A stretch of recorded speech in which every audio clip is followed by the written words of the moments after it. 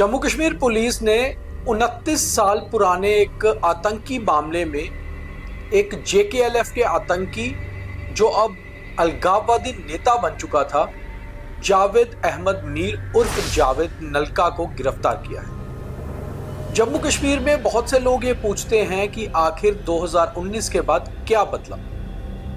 तो इस आतंकी की गिरफ्तारी कहीं ना कहीं ये सबूत है कि इतने पुराने मामलों में भी अब वांटेड आतंकी जो अब नेता बन चुके हैं वो पकड़े जा रहे हैं। और ऐसा 2019 तक कभी कभार ही होता था कि पुराने वांटेड टेररिस्ट मामलों में लोग गिरफ्तार हो। और ये गिरफ्तारी जो है ये 29 साल बाद हुई है, जुलाई 1996 के एक मामले में, जहां नाज होटल के सामने श्रीनगर की क्रॉसिंग पे एक बड़े मॉब ने पुलिस पर हमला कर दिया, भारत विरोधी नारे लगाए, पत्थरबाजी की और इसमें बहुत सारे JKLF के आतंकी थे।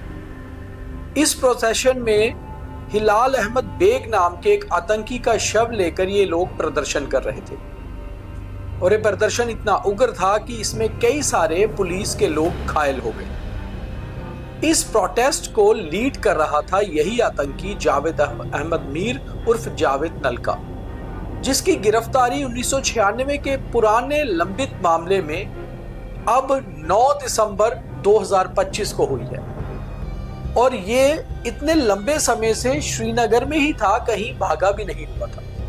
तो आप खुद सोच सकते हैं कि जम्मू कश्मीर पुलिस के और एजेंसीज के काम करने में कितना बदलाव आया है, कितना कुछ बदला है कश्मीर। अगर कुछ लोग कहते हैं कि आखिर नया जम्मू कश्मीर है क्या, तो यही नया जम्मू कश्मीर है। और हम आपको डिटेल में बताते हैं कि आंकड़े कहते क्या हैं। नमस्कार, आप द न्यूज़ रूम 24 आवाज देख रहे हो। और ये स्पेशल शो इसीलिए है कि बहुत से लोगों को ये लगता है कि आखिर 25 साल, 20 साल, 30 साल बाद इन लोगों की गिरफ्तारियां हो रही हैं। क्यों? क्योंकि पहले इन मामलों पर काम ही नहीं होता था। जावेद नलका JKLF Jammu Kashmir liberation front, एक आतंकी संगठन जिसे यासीन मलिक ने बनाया था, उसका एक खास गुर्गा था।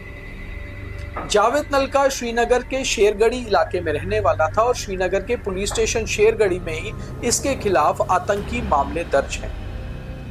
1996 जुलाई की FIR नंबर 192 के तहत एक मामला दर्ज हुआ था, जिसमें भारत के खिलाफ नारेबाजी करना, पुलिस पर पथराव करना और उग्र भीड़ को उकसाने का मामला था।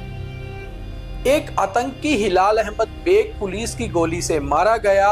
उसके बाद उसके शव को लेकर ये लोग सड़क पर प्रदर्शन कर रहे थे।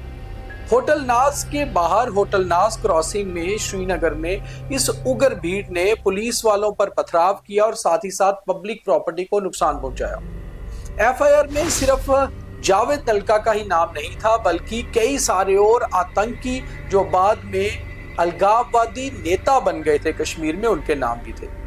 इसमें नईम खान का नाम था, सईद अली शाह गिलानी का नाम था, शबीर शाह का नाम था, अब्दुल गनी लोन, शबीर शाह, शकील बख्शी, जावेद मीर, सबका नाम था।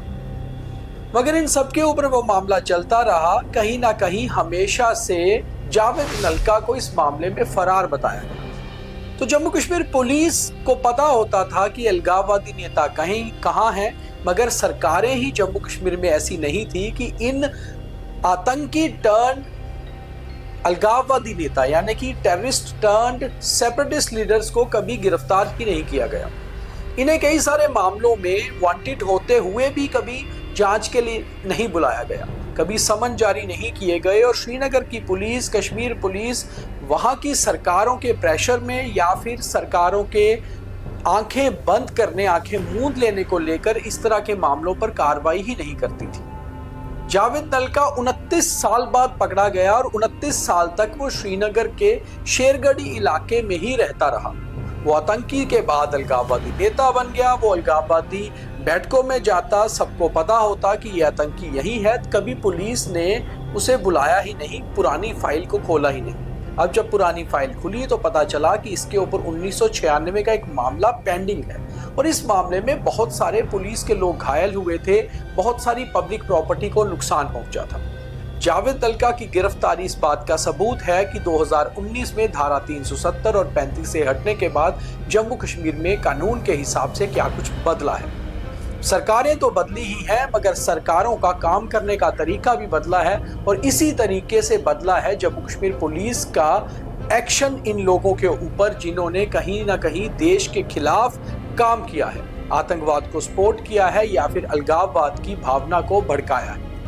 जावेद तलका के बाद कई और ऐसे लोग भी हैं जिनकी गिरफ्तारी भी हो सकती है और पुरानी फाइलें अब खोली जा रही हैं। वहीं दूसरी ओर एक आंकड़े ये भी बताते हैं कि करीबन 2300 लोगों की गिरफ्तारी, 2300 लोगों की गिरफ्तारी केवल 2019 से लेकर 2025 तक हुई। इसमें 1900 के करीब ओवरग्राउंड वर्कर और स्लीपर सेल से जुड़े हुए लोग थे जिन्हें कभी किसी ने एफआईआर के तहत बुलाया ही नहीं, केवल वांटेड करके छोड़ दिया।